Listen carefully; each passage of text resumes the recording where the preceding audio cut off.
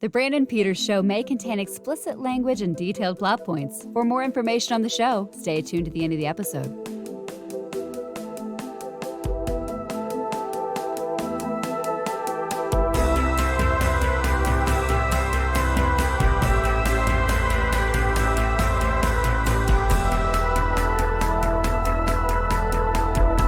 And now, here he is, Brandon. We're here at the Brandon Peters Show, live here tonight, for whoever's watching, maybe later, so it's not live, but there's a lot of errors. That's because we were live. And I'm here with Sabina Graves of IO9 and Gizmodo. Hello. Yes, Hello. It is I, here to catch up on our predictions. I'm very nervous and excited. Yeah, it's fun stuff to do. Maybe a little bit of fun. There's no stakes here. I don't think we have anything like you have to be a certain way or do something silly to be lost, but maybe that's in the future. But yeah, you're here. This is the closing chapter of year 3 of this show. So, and I believe you've like wound up towards the end of every year somehow.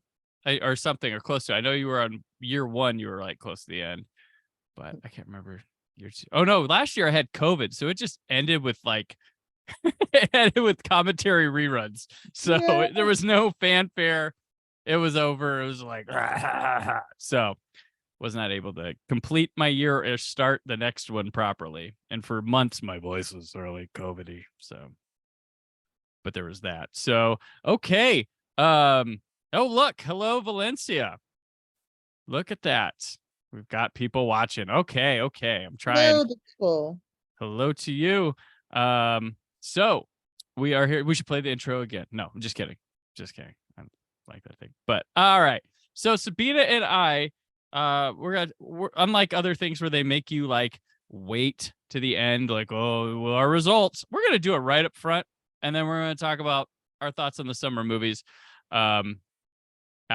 Right after that. So if you're here for the results, they're up top and you can go home. There you go. If anybody was playing along or wanted to do that. So we're going to get right into it. So our first game was a solely box office related one where we were supposed to we picked 3 for ourselves.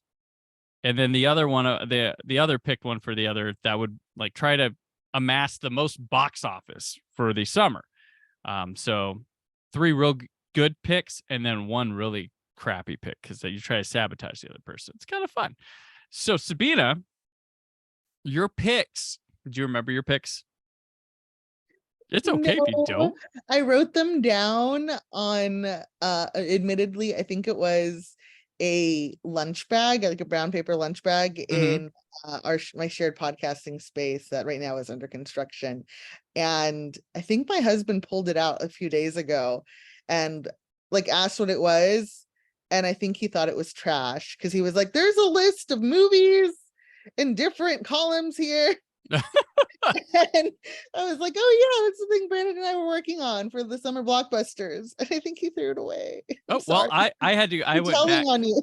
I think that's why I asked you, like, do you have everything? Like, I got it. I went back and listened because I moved all this stuff to a hard drive and then I couldn't remember what I named the file. Like it was like simple. So I was like, just instead of digging for it, I just went back and listened to the episode.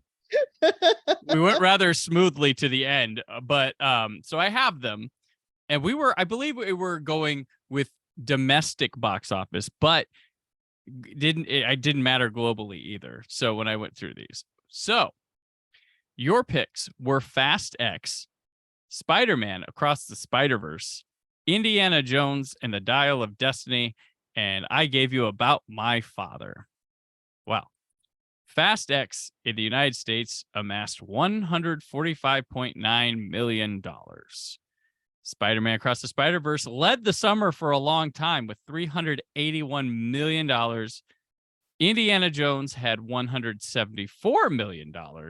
And About My Father made $12 million. 17.6 million globally. Did anyone see, either of you see About My Father this summer? Michael, I know you I think you work at a movie theater. Did you check that one out? He'll have to wear a delay. So he'll hear us later.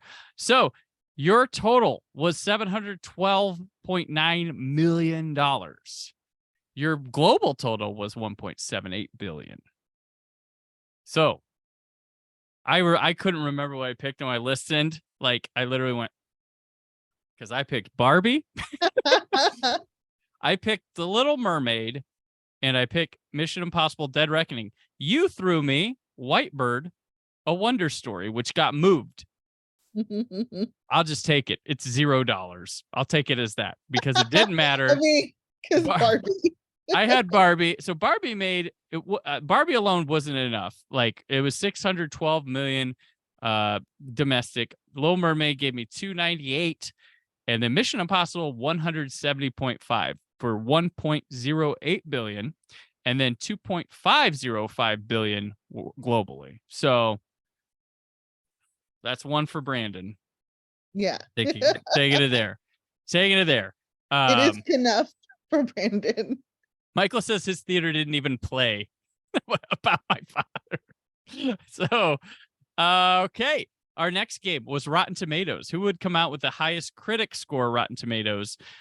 Sabina, you were Mission Impossible Dead Reckoning, Barbie, Guardians of the Galaxy Volume 3, and Gran Turismo is what I gave you. So, Mission Impossible Dead Reckoning, 96%. Barbie, 88%. Guardians, 82%. And Gran Turismo, 63%. Not bad. That's not bad. You heard good things. Your total was 82.25%. So now, you gave me Whitebird, A Wonder Story, which moved. You can, before I mention this, you can pick another or just say best of the three you have.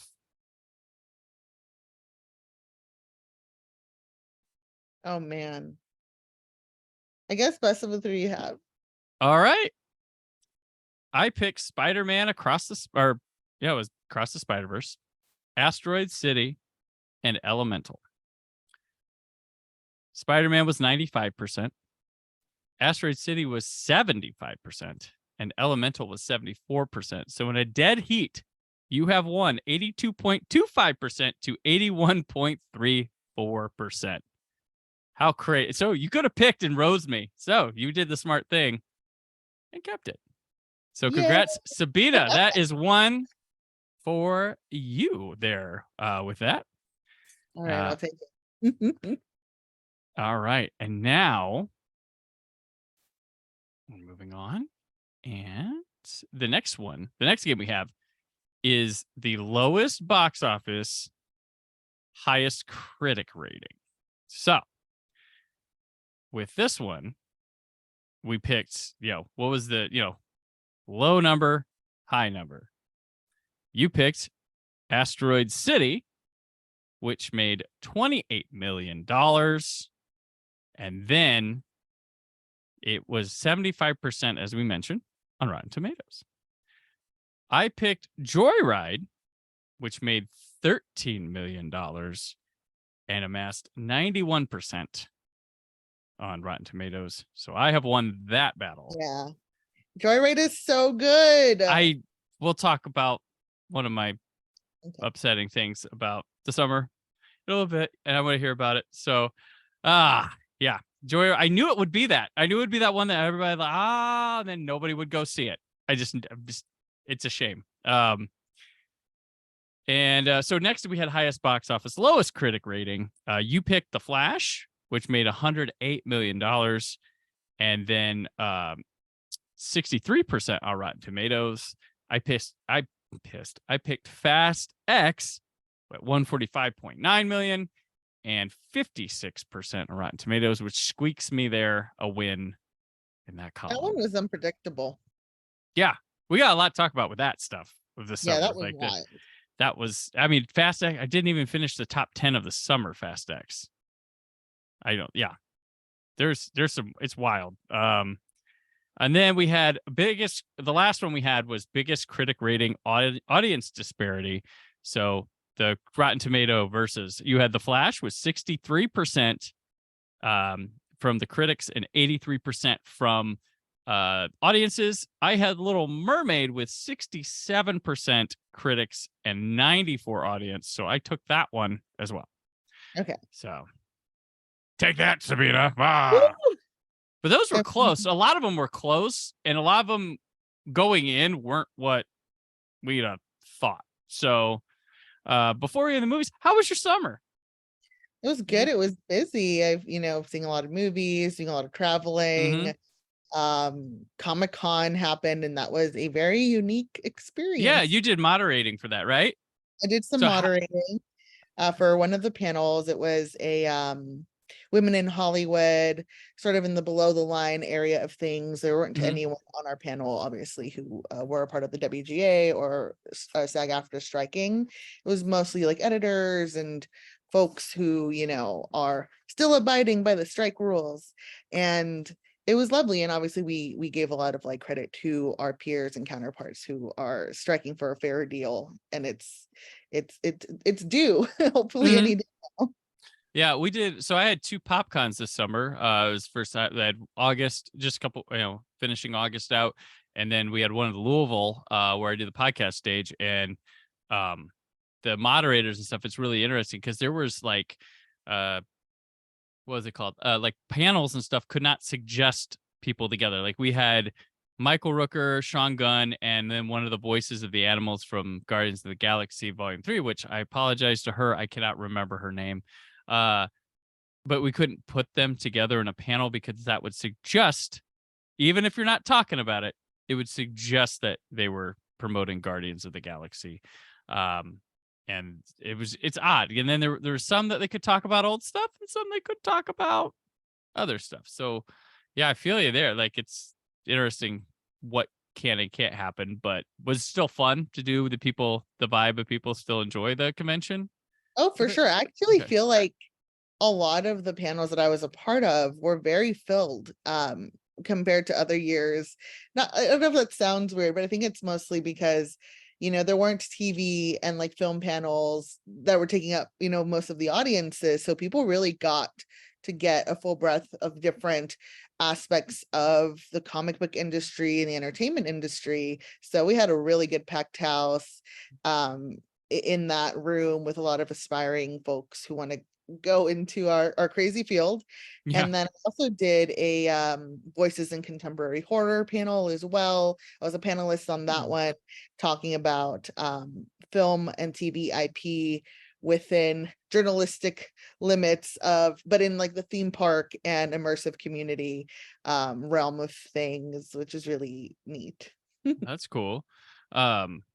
Yeah, make good connection stuff. Yeah, you would get in this field. Good luck, have fun. But that's awesome. Yeah, I saw pictures. I was like, go Sabina, do it. Even if it's an off year. Even if it's not. Are they gonna have you back or Too soon to tell, hopefully. Okay.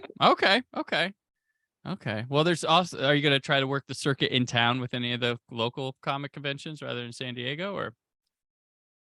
Well, right now, mostly occupied with the Haunt Beat. Like Haunt Beat is what I call my award season, just because, I am a film and TV reporter, but I'm also really into the theme park and immersive entertainment field as it pertains to like Halloween haunts and interactive theater and ARG.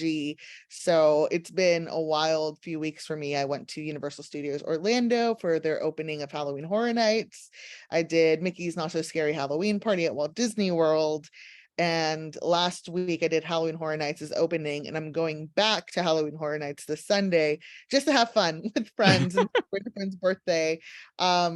And then I have like Not Scary Farm, probably Haunted Delusion, Sleep No More in New York, which will be my first time going to that, which is one of the originators of immersive theater, and it's like an immersive version of Macbeth that's why it's called Sleep No More. So you don't say the name when you're a part of it. And yeah, no, it's full on spooky season for me. So that's literally everything that I've been up to. Gotcha. We got in the comments here, Valencia says, and if I'm pronouncing your name incorrectly, I apologize. And she went to Dragon Con and they said they had people submit questions instead of coming to the mic and asking, because the moderator had to pick the question. So it's a interesting way to go about it.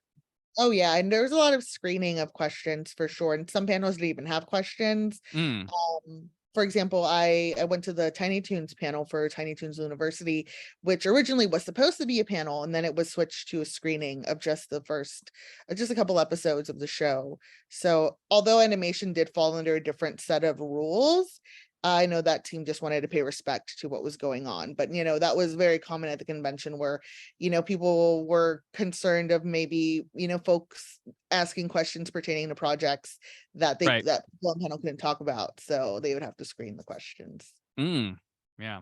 Tough. Yeah. So tough. But yeah, and you want to support, you get it, but it's like, oh man, these people come for this stuff, but they can talk to them at their booths. They can say little things too. They go up, but cool. Yeah, my summer, like I said, a couple pop cons, some DMB shows I went to. Always part of my summer, going to concerts. I heard every song from their new album through 3 different shows, so that was fun. And yeah, just a lot of goings and stuff. And I'm going to the Haunted Horror Night. I'm going to Orlando for Universal in the fall, so I will see what you're talking about and be like, Sabina lied. It's not that fun. Not that fun. Stranger Jeez. Things is great over there. Okay, is that the They have first one to get in line for? The first one we were part of like a guided group, so I think the first one we did, oh my gosh, I don't know, it might have been The Last of Us, and Okay. that was fun.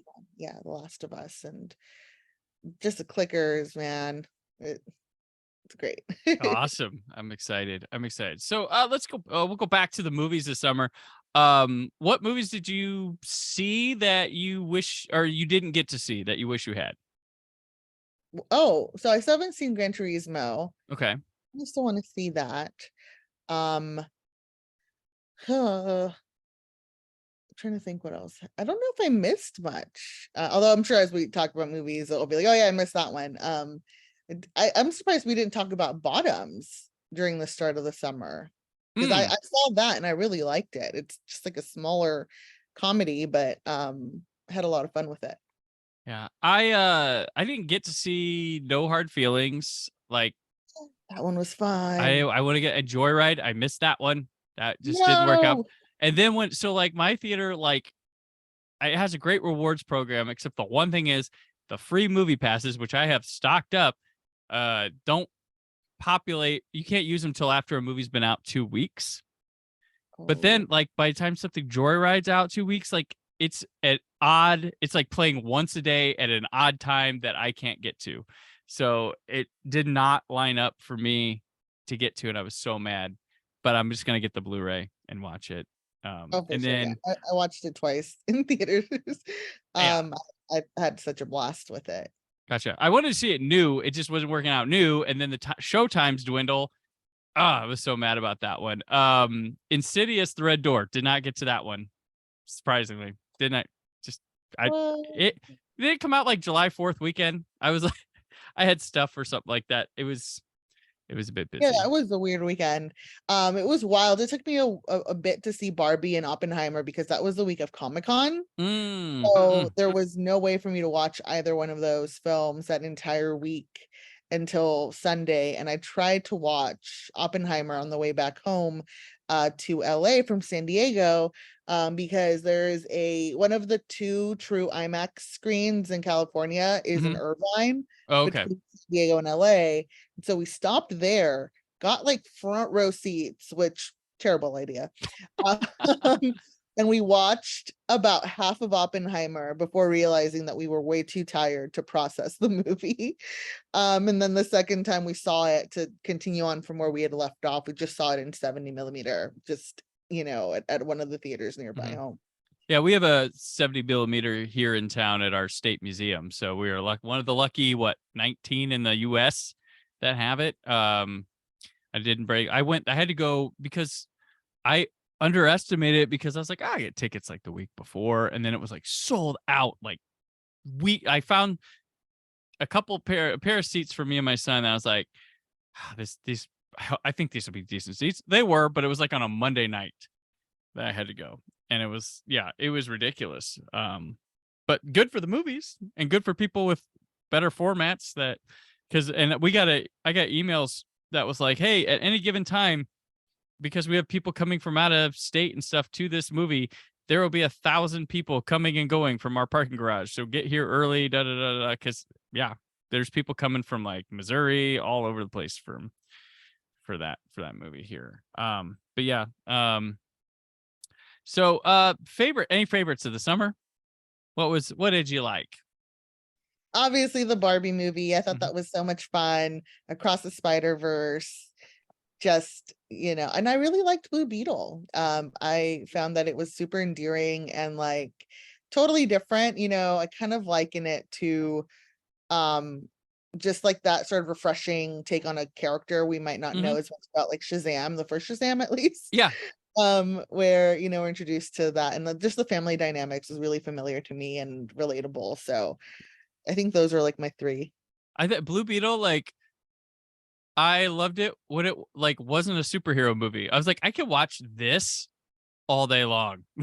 I don't need the superhero stuff. Like I was like, I was kind of like every time I was like bummed when they go to like do superhero things. I was like, oh man, I want to hear them banter and I want to but no, it's a fun movie. I liked, so for me, the Barbenheimer lived up to the hype, both of them.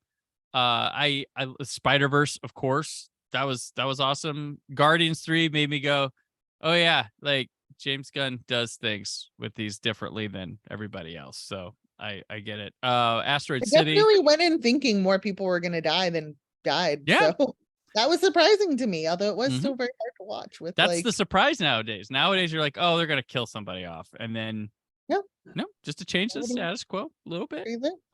Yeah, I liked Asteroid City because I'm a Wes Anderson nut. Even though I still Mission Impossible is a lot of fun because I'm a junkie for those movies. So this one was fine, even if I don't think it was like they were in this like rise, and I think this one just kind of like hung with them rather than just take it. Even though there's some really impressive stunts, I still got a real big thrill out of going to that on the big screen. Fan screening. I went to the fan screening, and yeah, that was a lot of fun. It got knocked out by the Barbenheimer right away. Oh, Ninja Turtles was really good. Did you see Ninja Turtles? Yes, I love awesome. Ninja Turtles. That was such a like delight, and I'm obsessed with the baby turtles. Like Baby Donnie has my whole heart. Like I bought the little like action figure for that. It came with a little baby Leo. Yes. Do you have any like surprises from the summer that movie that you? I mean, it was probably Ninja Turtles because I honestly went with my husband because he grew up with Ninja Turtles more than I did. I would say that I kind of was like adjacently into Ninja Turtles. I was admittedly 90s into, like probably like after Ninja Turtles for me. But I do have like early core memories of watching the cartoon or watching the movies. So for me, watching this Turtles with my husband and just at first going in being like, oh, I'm just tagging along so you can like get that nostalgia fix. I completely fell in love with it. And the new April O'Neil voiced by I'm blanking on her name. The girl from The Bear. The Bear, yeah, and Bottoms. Anything they're in, I pretty much will watch now. And just like the vomiting gag got me. The entire ensemble that they got for all the characters and all the villains and all like, Jackie Chan, I was just blown away. Jackie Chan was hilarious. Yeah. Ice Cube, like the thing I loved about the voice performances in this, they showed up ready to play cartoon characters and stuff. It wasn't just popular actor doing a voice. Like Ice Cube was great. Yeah. Like they were, it was a good time. Like, and Ninja Turtles like always seems to like, I don't know, it's able to reinvent itself. And I mentioned this to a lot of people, like, because they always aim it at kids. So they always are able to, they're not worried about what the old adult people coming in think. And I I was a big fan of I like the old cartoon that does not hold up from the 80s. And the first season does. The first season does, but then it gets to just like manufacturing plant of episodes. The movie is amazing, the 1991. And then I like the one that was a Nickelodeon for like the 2010s or late 2010s. that show's awesome, like out of nowhere awesome. But then I thought I was okay with the Michael Bay ones, but I understand people's I liked qualms. Out of the Shadows. Out of the Shadows did everything a Ninja Turtle movie would want, except for redesign those turtles. But Yeah. yeah, so I this new love one's how great. oh my gosh, I just remembered something that was a big part of that era, how people were calling them Shreks, and they had that joke pay off in this Yes, movie, like Little Shrek. Little Shrek. Yes, that was funny. I like that part. Oh my gosh. Yeah. So okay, so that was your surprise, is Ninja Turtles. My surprise, which I don't know, like how damn good Talk to Me was. Did you see Talk to Me? I did. I thought the first act was really Mhm. solid. I thought it was much scarier than the second act, but I did overall enjoy it for sure. Gotcha. Like, it was definitely, I think, one of my favorite horror films, or the most effective ones I've seen so far this summer. Yeah, like that one stuck in my head for quite a while afterwards, and I was just like, "Oh my gosh, that was really good." That was really, like, it was a weird movie that, like, you sit through, and I like how it intentionally vague, didn't set any sort of rules or anything. You just kind of go with how it, like, it's unpredictable in that way, rather than coming up with some rule that they'll probably do that and like Talk to Me. But yeah, I definitely really like that little thing out of Australia, and the lead actress in that, man, I think that's a good jumping off point for her. She was tremendous. um but yeah, also a surprise, kind of, if I'm gonna go to streaming for a sec, because I gotta plug anywhere I can, they cloned Tyrone. Did you see that one? Yes, that movie was so good. That is, yeah, that deserves to be squandered in with all the summer thing. I would have loved to seen that in the theater, but Oh, yeah, for sure. that movie was, that was terrific. Really like that one. Disappointments from this summer? Definitely Fast X. I'm gonna agree. I mean, Oh, agree. Jason I didn't say Momoa. anything about Fast Oh, X. I said well, I box mean, I'm gonna office. agree with like the general consensus of it. In that regard, I did love Jason Momoa in it. I Hmm. think he carried that movie. Yeah. Sure. But it was weird seeing everyone split off, and just like I was sad. I was like, I generally enjoy those a lot more, and I didn't enjoy this Hmm. one as much. Yeah, it feels like let's wrap it up, everybody. Kind of getting there with that, but yeah. Yeah, I enjoyed it, but it was like, it was one of those, like, I went and saw a movie this weekend and then I didn't think about it else later on. With Fast X, I would say I don't. I'll get to something in a bit about like disappointment. I'm kind of like, I care for Little Mermaid, but that's not like a surprise. But and I was weird with stuff with that one, because I like the Scuttlebutt song. I thought it put some You nice, like the scuttlebutt? it's put some dumb energy into that movie. And then like everybody, what is it? What's her name? The lead in that movie. I am Hey, blanking on names. Bailey. Yes.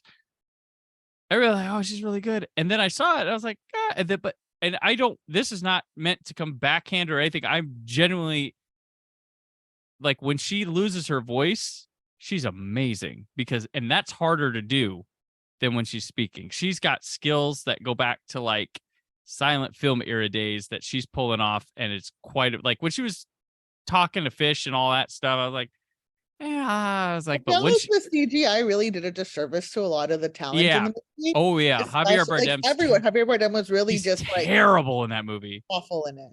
And then like Melissa McCarthy looks like she came in for a weekend, because she never leaves her thing.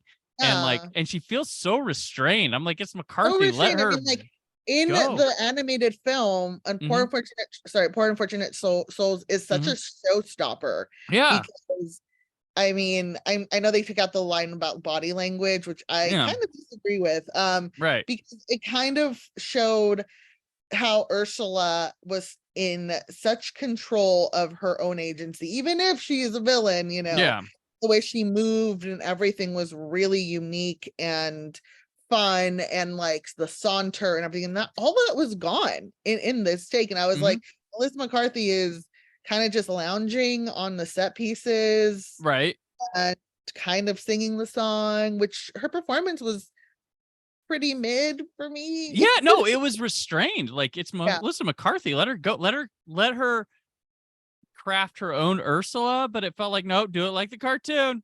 Do it like the cartoon. And then they did this kaiju thing at the end where I couldn't see it. Like I was like, it was all dark and it was, yeah. I just, oh, these, it's just, and they're not colorful. And then I did find I saw someone on X or whatever. Because remember, it was Twitter when we did our preview show, and now it's X, which you still type Twitter in for it. But and like every time it felt like every time Flounder showed up, it was like a jump scare because he was just so freaky.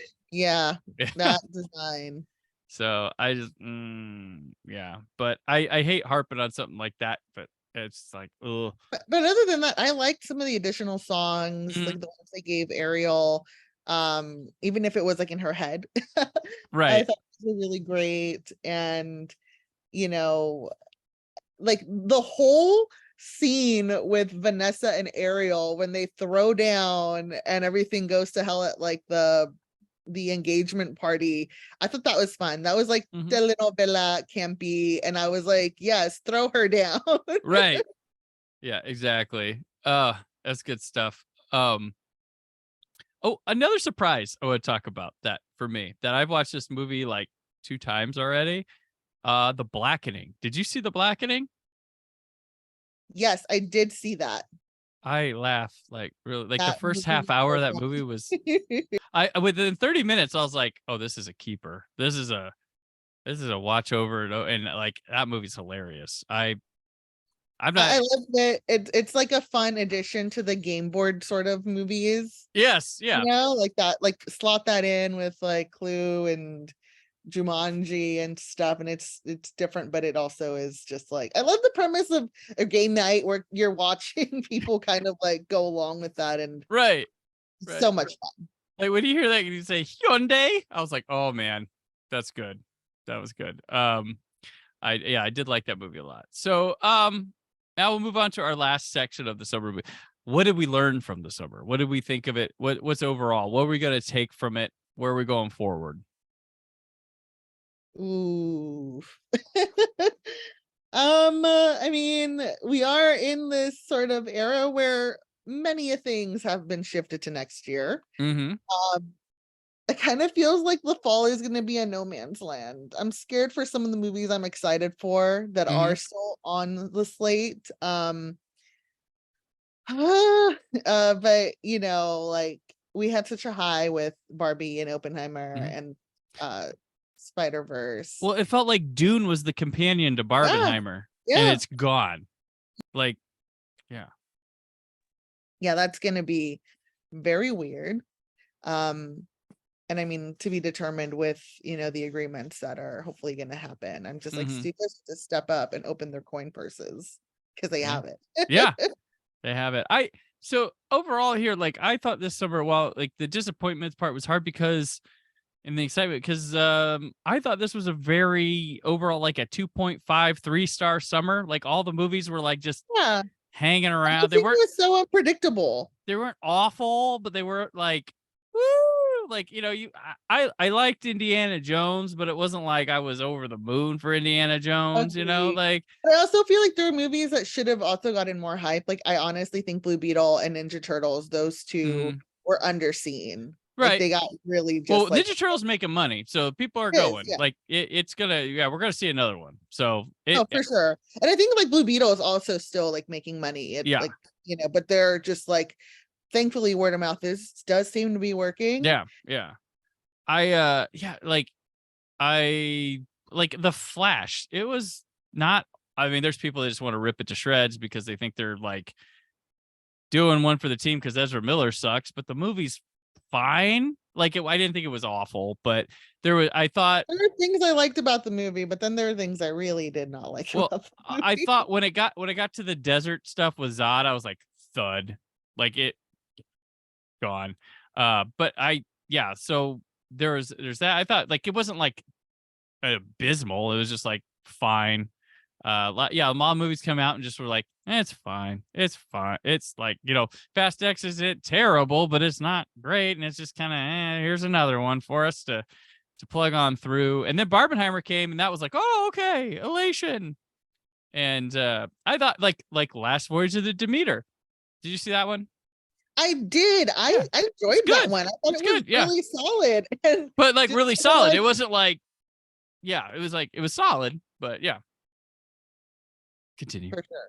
I mean, the design on Dracula there, oh my gosh, just like Mhm. it felt like a creature feature in that regard. And obviously it started like slow burn, and then it kind of just morphed into this just like cabin fever on the seas, just mayhem, you know. I like calling it the Dracula boat buffet because he essentially just came to eat.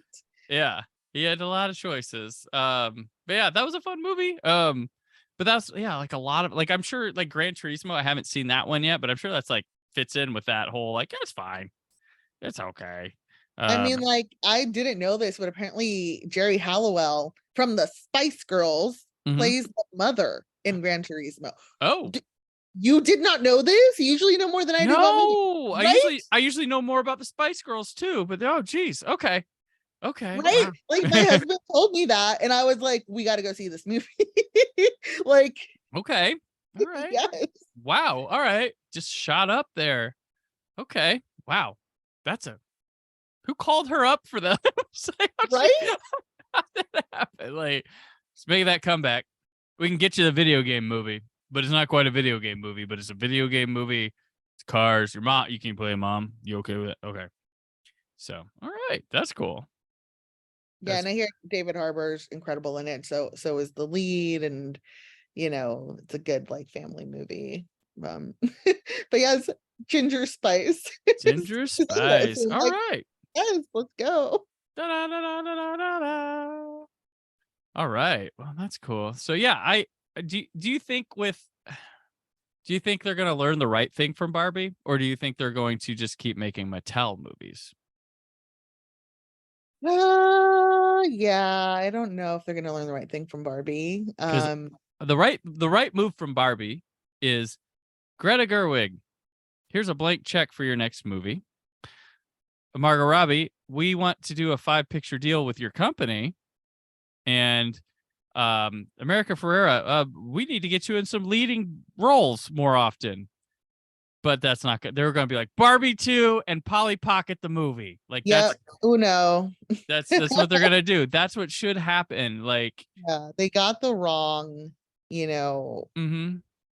just yeah, I've seen quotes and I'm just like, that's Like, I don't want to see Barbie because the Barbie. point is like over here, and they're like, Mhm. "God." And Anyway.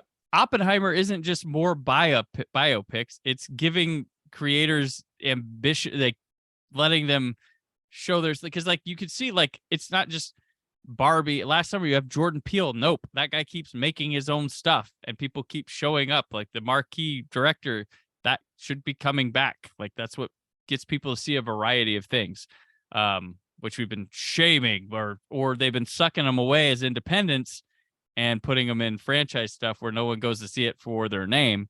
And Right. but there's that. And then But, also makes you think of what Randall Park said. And I think he had been quoted a lot on the internet as being Mhm. like, you know, like you said, like, oh, the idea is to make more movies about women and about like, and like Mhm. give women more to do in the entertainment industry, because it's clear that they can tell these like evergreen and timeless stories that anyone can enjoy. yeah.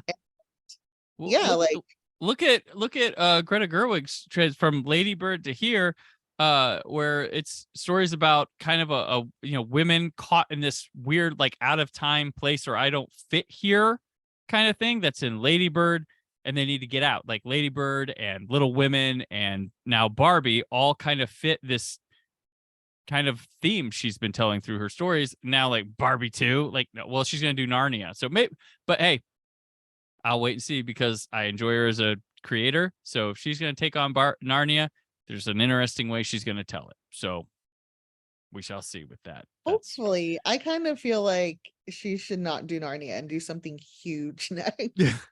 Right. But you know, the blank check picture, we need those glorious, even if it's a swing and a miss. I love the swing. Like I am all for big directorial swings. I love them for better or for worse. That's like the coolest thing to see as when people do it. One of my favorite films of all time, Sorcerer, William Friedkin.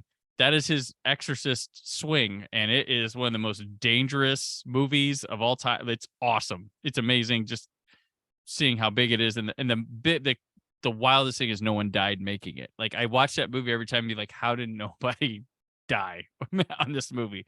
But I'd like to see Greta Gerwig's thing. Maybe that is it. Maybe she always wanted to do Narnia. I don't know, but I guess. And then on the other side, women have to be allowed to go do the paycheck franchise thing if they want to. So that's, while I'm like, as a film nerd, I want your head. I want what's coming out of your head, these original ideas, but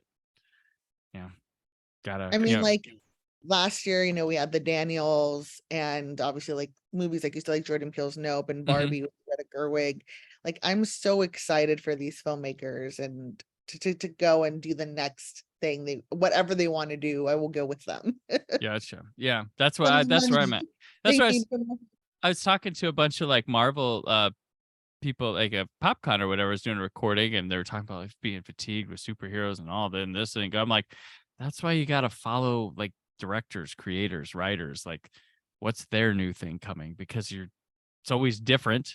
It does have things you look for, actors returning, tropes, all sorts of stuff like that. But following a creator is far more exciting. And there might be a franchise picture that you're like, why would I see that? But like, no, it's like Harry Potter 3. It's Alfonso Cuarón movie. Come on. Like, that's where you can follow. And it's a lot more, in my eyes, it's a lot more exciting, especially if you like the cinematic experience or whatever. But definitely. Oh my gosh. so, There's something I just saw in the news that Alfonso Cuarón is being courted for, and I'm blanking out on what it was. And I was like, interesting choice. Did you see that earlier today? Yeah, was that today? No, I did not see that today. Maybe because directors can be in the news taking jobs right now, but not the actors and writers yet. Oh, it was Secret Wars. Oh, okay. Ooh, no, please. Apparently. No. I'm sorry, but no. That's good for Marvel, but no. No. Oh. But no. Oh, okay. Ooh. Well, I That's guess an interesting one. Yeah. I thought I was excited, but I'm not sure if I'm excited for that. Yeah, No. I still keep up with the Marvel stuff, the Star Wars stuff, but I don't live and breathe for it and think they deserve like best pictures all the time, like a lot of things come from. And that's where I think a lot of the argument comes from, is they're like, we want to be in this conversation. And then they get the scrutiny of being in the conversation. They act like it's all war against them and all this. Like, no, you asked to be judged like this.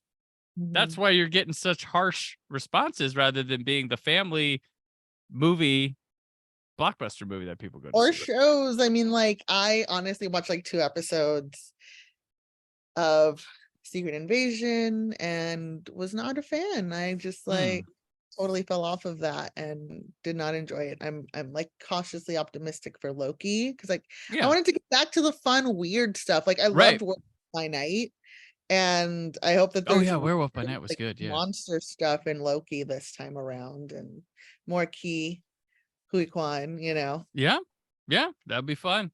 I definitely looking forward to Loki, because I did, that was one of my favorites of the shows so far that we've seen of all of them.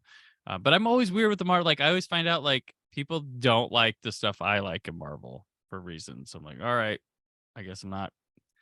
I enjoy it. I enjoy this stuff, but like I'm not on the wavelength of the tribe, I guess. So on the outskirts. All right. But yeah, so we're moving into fall, the Halloween season. We actually got horror movies like Saw, and we've got The Exorcist and all sorts of things on their way out. We got Haunting in Venice, spooky mystery and stuff like that. So lots to come for this year. Even with stuff getting pushed, there's stuff out there.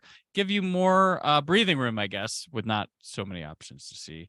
And of course, there'll probably be the Oscar push, of course, in December and November, that we'll have lots of fun stuff and get to see all that. But all right, so Sabina, this wraps up year 3 of the Brandon Peters Show. I'm happy to have you here, always, as being a recurring part of this program. So that's it. Where can people keep up with you right now and all your things? You can find me. Oh my goodness, there's so many social media platforms now since the last time we talked. That is very weird. I would say I'm currently sort of still on X at Sabina has no R. But mostly I'm around at TikTok and Instagram at Going Cool Places. I'm trying to integrate more of my work on Io9 Gizmodo to those platforms now that X is not the most viable place for that sort of thing. So, like I said, I've been covering Halloween Horror Nights, and here's my little Hello Kitty right. I got at the event. One of the stories that I recently did was actually about my cinematic experiences with Chucky. I have been a lifelong Chucky, like, afraid of Chucky person. Like I love horror, but Chucky was my no, like just my entire life. So I actually binged watched all of the Child's Play and Chucky franchise movies over Hurricane Weekend in LA because I was already asleep, in order to prepare myself to go to Halloween Horror Nights and do the maze. So I am now fully converted as a Chucky fan. Did you watch the show? I love the show. The show is incredible. He has the best batting average of the horror guys. Like he's got one really bad movie, but then like and one boring one. But other than that, it's great stuff. Yeah. It's so good.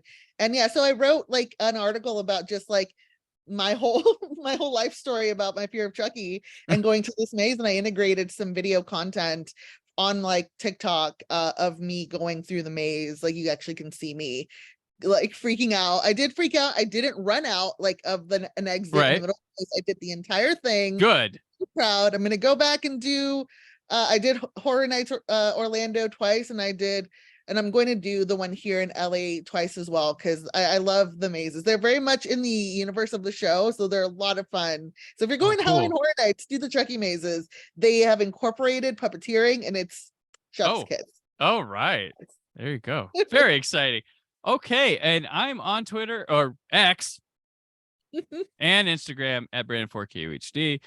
Written work at WeiselBlue.com. Of course, there's this YouTube channel. So this is the end of year 3.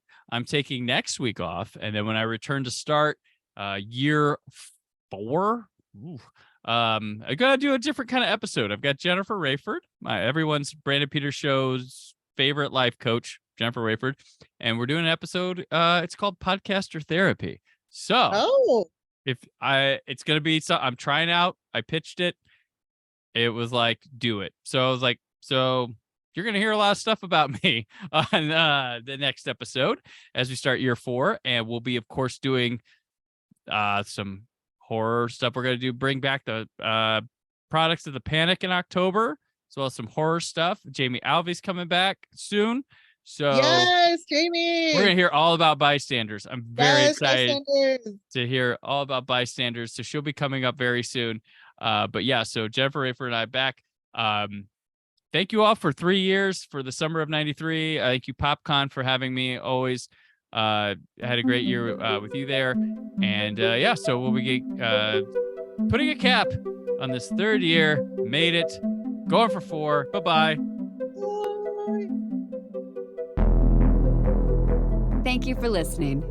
The Brandon Peters Show is a Creative Zombie Studios production. Produced by Brad Shoemaker and Brandon Peters. Written and edited by Brandon Peters.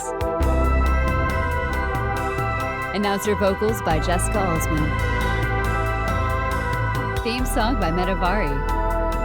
Web design and show art by Brad Shoemaker with Brandon Peters. All music and clips featured in the episode are property of their respective studios, and no infringement is intended. Additional information on this and other episodes at BrandonPetersShow.com. For any inquiries, press opportunities, or sponsorship, contact mail at BrandonPetersShow.com. The show is available on Apple Music, Spotify, or anywhere podcasts are found.